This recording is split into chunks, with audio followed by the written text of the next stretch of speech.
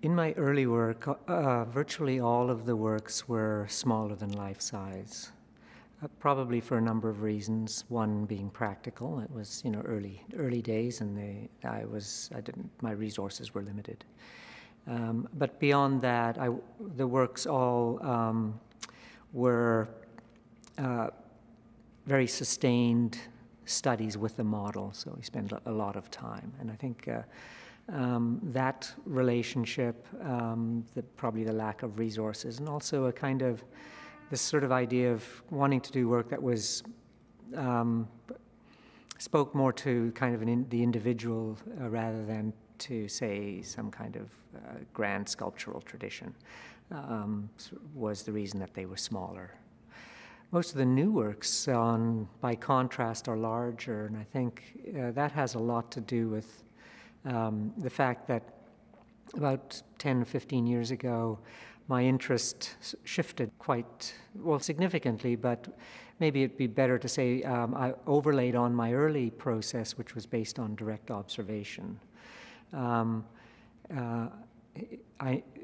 kind of taken on, the work's taken on another kind of layer of interest, which is through photography.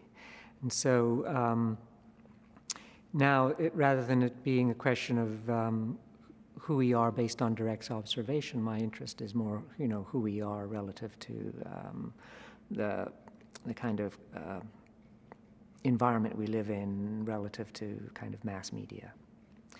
And so with that relationship to photography and the way photography works in our culture, which is often on a very large scale, whether it's billboards or film or, even television where things get, the human face will be blown up larger than life size. We've got all sorts of contexts. We're seeing ourselves in that kind of larger scale. And I think the enlarging scale generally in my work relates to that.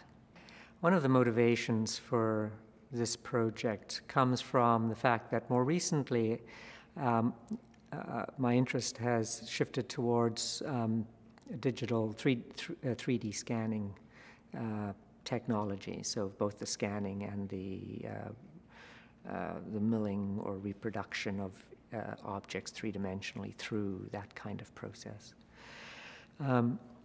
And I thought there was an interesting tie-in there with one of the conversations I remember growing up with as a young sculptor. So, for instance, when I was doing the sculpture of Jim in the 1980s, a very prevalent conversation would have been around photorealism and the question of whether to model the object or whether to body cast the object. That was concurrent at the time when, photography and painting were really sort of kind of coming together to make photorealism in painting. So I grew up with that question, why am I modeling where I could be body casting, and it's a more contemporary kind of approach to body cast. Not that I think that conversation is that relevant anymore, but that's part of my history. So in a way, revisiting for me is kind of revisiting that history. So Jim Revisited kind of plays out some of that conversation for me. Much of the Western tradition does have at its kind of root some kind of notion of idealization or simplification in its formal aesthetic.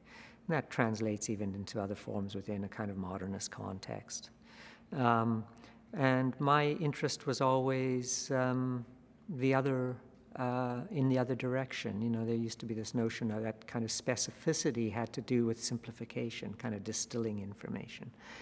And my idea was that specificity has to do with elaboration, that it actually involves more and more and more and more, not less and less and less.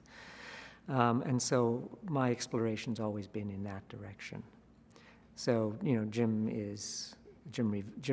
sculpture of Jim, the original, was, bound up in that sort of very long, prolonged process of observation with the model, just gathering more and more and more information. I wasn't trying to distill it, I was just trying to gather more of it. And, that tendency is still there. So when I rework the piece of Jim, Rather than try and idealize it at any point, I then just come back to nature, if you wish, and say, well, what else is there?